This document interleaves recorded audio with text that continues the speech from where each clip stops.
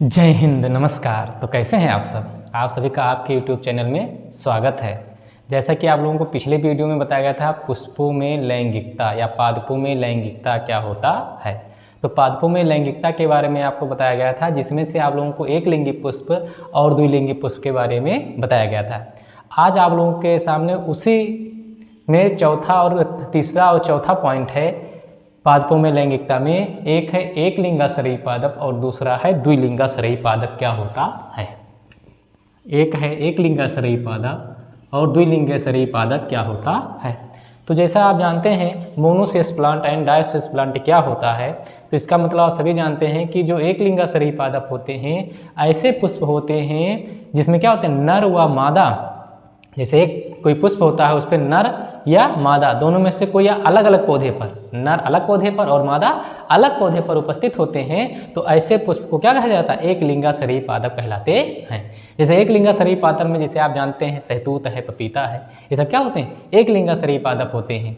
और ये ऐसे पुष्प होते हैं जिनमें स्वपरागण की क्रिया नहीं होती। अगर एक ही पौधे पर पाए जाते तो स्वपरागण की क्रिया होती, लेकिन जब ये अलग अलग पौधे पर पाए जाते हैं तो इसमें स्वपरागण की क्रिया नहीं होती। इसी प्रकार आप जानते हैं द्विलिंगाश्रयी पादप, तो जब क्या होते हैं, जब पुष्प में क्या होते हैं नर भाग और मादा भाग पुष्प के क्या होते हैं एक ही पुष्प पर क्या होते हैं उपस्थित होते हैं, तो इसे क्या कहते हैं? द्विलिंगाश्रयी पादप या द्विलिंगाश्रयी पुष्प कहलाते हैं।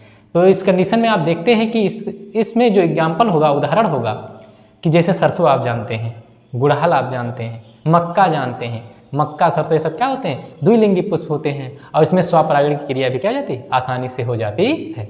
तो आइए हम परिभाषाओं के माध्यम से समझते हैं कि एक लिंगाश्रयी पादप किसे कहते हैं और द्विलिंगाश्रयी पादप किसे कहते हैं। तो आप देखेंगे कि जब नर एवं मादा पुष्प पृथक पौधे पर हों, जब नर एवं मादा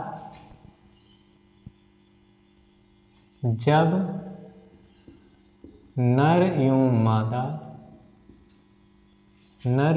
मादा पुष्प पृथक पौधे पर हो, पृथक पौधे पर हो तो एक लिंगाश्रयी कहलाते हैं। पौधे पर हो तो एक लिंगाश्रयी कहलाते हैं। उदाहरण में आप देखेंगे कि उदाहरण में क्या होता है? सहतूत, पपीता आदि।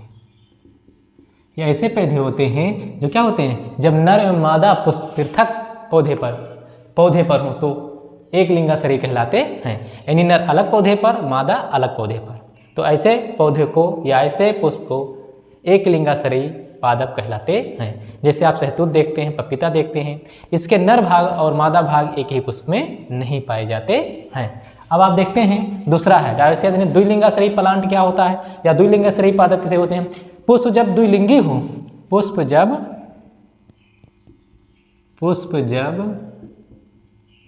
द्विलिंगी हो, पुष्प जब द्विलिंगी हो और नर एवं मादा पुष्प एक ही पौधे पर, पुष्प जब द्विलिंगी हो, नर एवं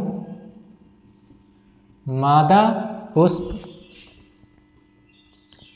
एक ही पौधे पर, नर एवं मादा पुष्प एक ही पौधे पर उपस्थित हो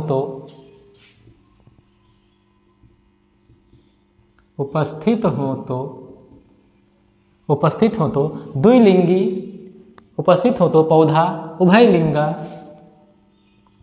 पौधा उभयलिंगाश्रयी कहलाता है।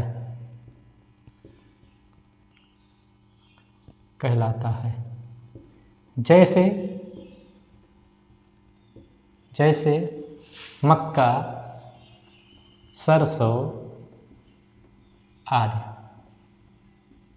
तो आप लोग एक लिंगाश्रयी पादप और द्विलिंगाश्रयी पादप के बारे में आप समझ गए होंगे कि एक लिंगाश्रयी पादप और द्विलिंगाश्रयी पादप किसे कहते हैं। जब क्या होते हैं एक लिंगाश्रयी पाद में, जब नर एवं मादा पुष्प पृथक पौधे पर हो तो एक लिंगाश्रयी कहलाते हैं, जैसे सहतूत पपीता।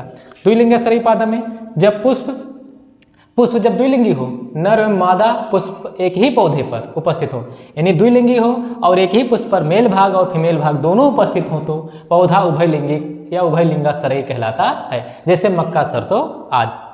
आप लोग इसका स्क्रीनशॉट ले लीजिए।